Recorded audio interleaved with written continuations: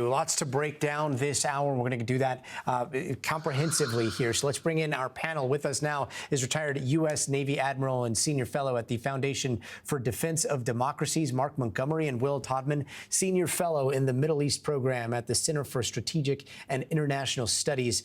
Mark, starting with you, a lot of people spending another sleepless night wondering how long we're going to continue to see these waves of ballistic and hypersonic missile attacks. Like, the Israelis have been saying they have been targeting stockpiles, launch sites, but do we have any idea of how long Iran can keep up this rate of fire, how many ballistic missiles or hypersonic missiles they might have left?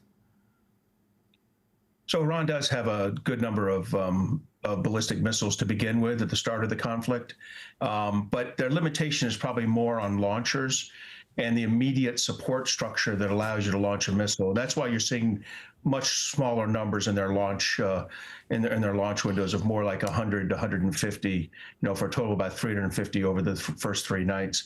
So my take is that Israel's attempting to destroy those launchers, and so you'll see less and less launched. But you're not going to get to a zero number on this. There'll be a zero number when Israel or the United States compels Iran to stop firing. It won't be because they destroyed everything. It will be because militarily and politically, the Iranian regime decides that the juice is not worth the squeeze on firing these ballistic missiles. And speaking of ballistic missiles, we're showing some pretty incredible video. If we can keep that up, this was video that was taken over the weekend from, I believe, a passenger jet, and it showed what looked like ballistic missiles heading up towards the atmosphere, being launched from Iran. Can you give our viewers a reminder of what ballistic missile means and what kind of speeds they're coming down and hitting targets in Israel at?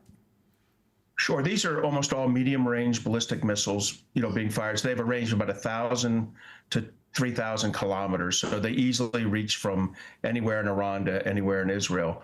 You're seeing these, in most of those, you're seeing like a first, one of their boosters, a separation, one of the rocket stages. You could kind of see that consistently across all of them. They then travel that distance and then they begin to re-enter. When they re-enter, they're going at hypersonic speed. So you sometimes hear them referred to as hypersonic missiles. They're going anywhere from Mach 4 to Mach 7, Mach 8 on their re-entry, and they're engaged by the Arrow 3 system, the Arrow 2 system. Those are Israeli systems. The THAAD system of the United States Army, which is stationed in Israel today, or the 2 Aegis destroyers, which have a SM-3 missile system that are just off the coast of Israel. One of those 4 systems will attempt to engage these. It looks so far that they've got about a 90 to 95% engagement rate, but that does mean that 24 or so missiles have gotten through and struck Israeli targets. Does it look like they're switching up their strategy or their tactics when it comes to trying to overwhelm the Iron Dome, any of those missile defense systems with the barrages that they're sending over, or are they just looking at launching salvo after salvo here? So this appears, and again, Iron Dome is more of a counter-rocket, counter-mortar. So the Israeli systems are the Arrow 2, Arrow 3. They've also used David Sling in one of its first engagements against the shorter-range ones of these missiles that are known as short-range ballistic missiles, that could be on the edge of Iran and fired. So what I see is kind of more the persistent attack, the medium-sized attack. This is not throwing everything they could throw at once at them, which I think would be a volley of 200+ missiles. We're not seeing that, but I also think that would expose the Iranians. Way too many missile launchers would be out and accessible to the Israeli Air Force. And as the Israelis have said, they appear to have air superiority over Iran, which means they can, at the time and place of their choosing, impose their will and prevent Iran from taking any air action against them. And, Will, we just saw the president of the United States post, Iran should have signed the deal. He says, what a shame, what a waste of human life. Simply stated, Iran cannot have a nuclear weapon. I said it over and over again. Everyone should immediately evacuate Tehran. Do you think that he's being direct here? Is he talking everybody in Tehran needs to get out, or is this hyperbole? Well, this was a message that was sent at 3 a.m. local time. So most of the Iranians who were the presumed targets of this message would have been asleep, if not for the fact that this conflict were going on. I think this is probably part of President Trump's efforts to increase pressure on the leaders in Tehran to come back to the negotiating table and to make much greater concessions than they were willing to do during the rounds of negotiations that had taken place in Oman and in Italy. It seems initially that this was what President Trump was trying to do when he essentially gave the green light to Prime Minister Netanyahu of Israel to begin this conflict back on Friday, in the early hours of Friday morning. But I think so far, we've actually seen Israel slow down, perhaps, in the success it's having, in that those missiles are continuing to be fired at Israel. And also, Israel has not yet destroyed the key nuclear facilities that are deep underground in Iran. And the understanding is that for them to be able to do that, they would need to have U.S. involvement. So it's unclear whether this is real and whether the U.S. is about to get involved in this conflict, or if this is part of the efforts to just place even more pressure on the Iranians.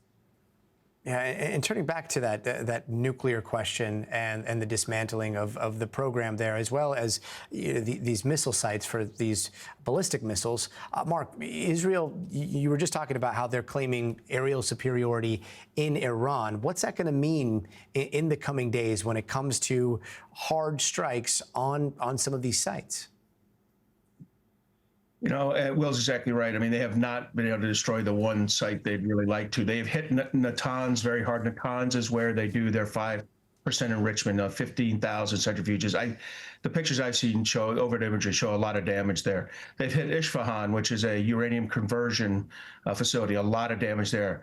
What they have not been able to strike is Fordow, which is the facility at which they take that 5% enrichment and make it weapons grade with about 3,000 centrifuges. It's much deeper, much harder. That's the facility that will require the U.S. with B-2 bombers and the massive ordnance penetrator munition to strike. And really, the president, that's hyperbole, I think, when he says, evacuate Tehran. If the United States were to do any type of airstrike in Iran, I would hope it would be on the Fordow facility, which is a legitimate military target. I think that's one of the ways to expedite the end of the Israeli campaign, is to remove that nuclear facility. And really, I don't believe the Israelis can do it from the air. The U.S. can, and I think that's what the U.S. would do if they decided to get involved in this engagement. And that Fordow nuclear facility, like, what are the fortifications there? Like, how deep are those stockpiles?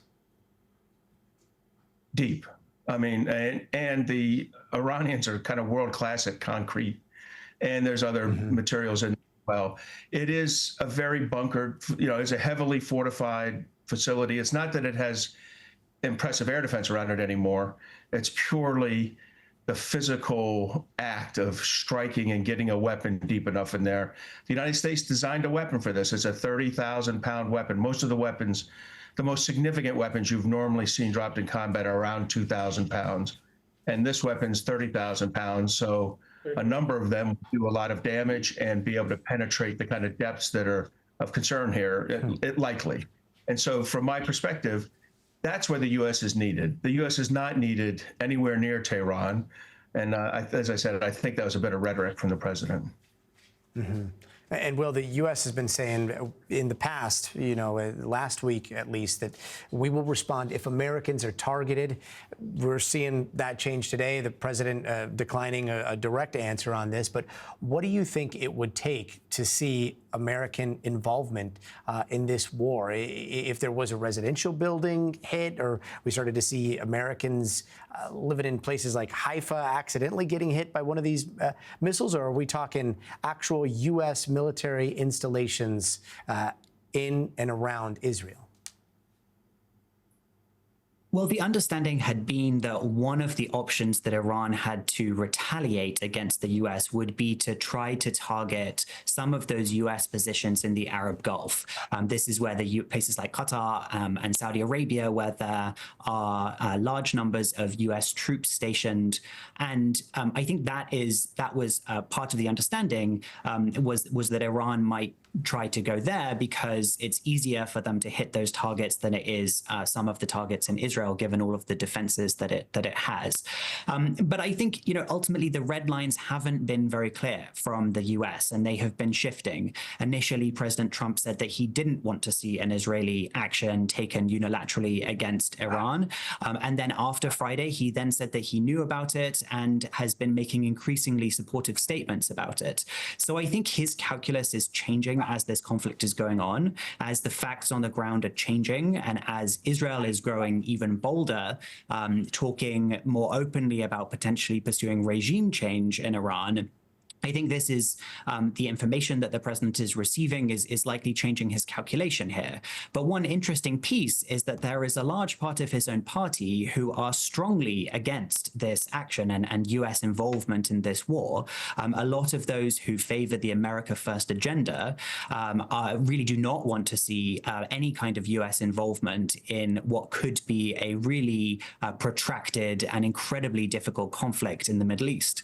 And it's those kinds of conflicts that they have celebrated President Trump for extracting the US from and for adopting an approach that he articulated just in the Gulf last month in his visit of leading with peace and normalization across the region. So I think there are some interesting pressures on the president in different directions, and it's not yet clear which way he is ultimately landing and whether or not he will truly commit US military assets to attack Iran in conjunction with Israel.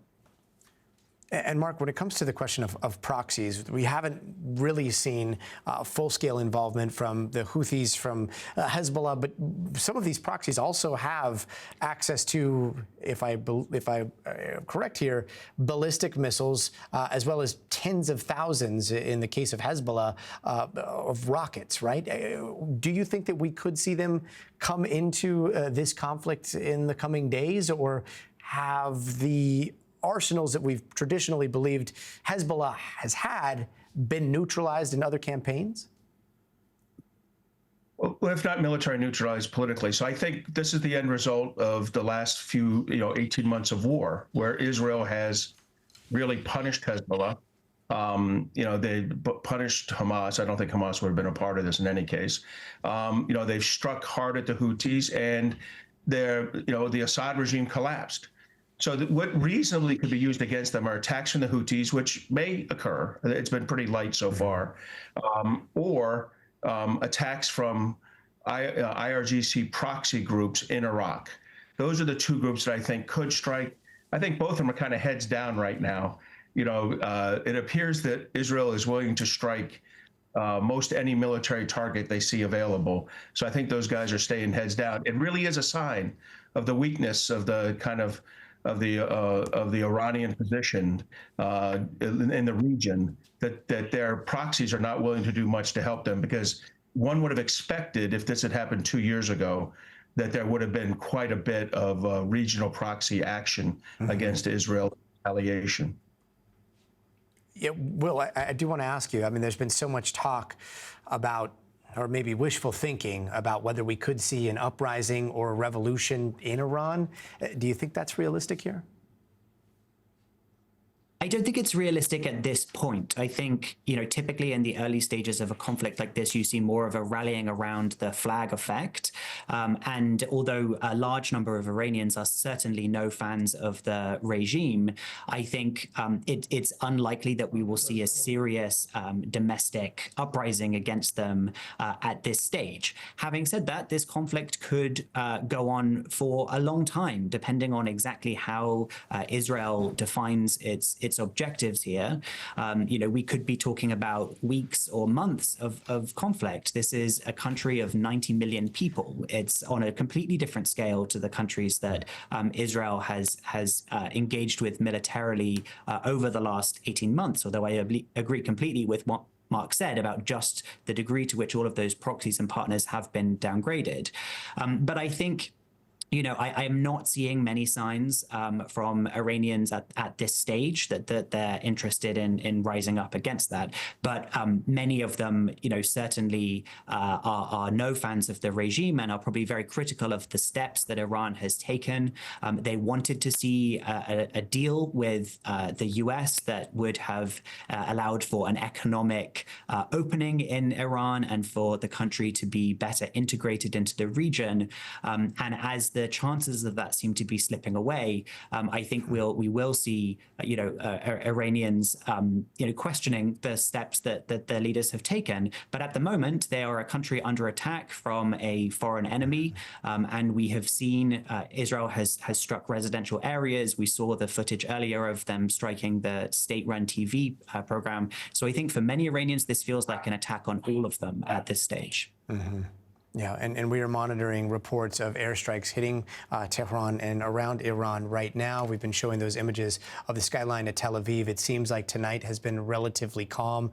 Many of the attacks incoming have been intercepted. But again, we were going to continue to monitor this entire situation. Retired Navy Admiral Mark Montgomery and Will Todman of the Center for Strategic Studies, thank you so much. And we hope that you'll stick around just in case anything else happens here, because we're going to continue to monitor this.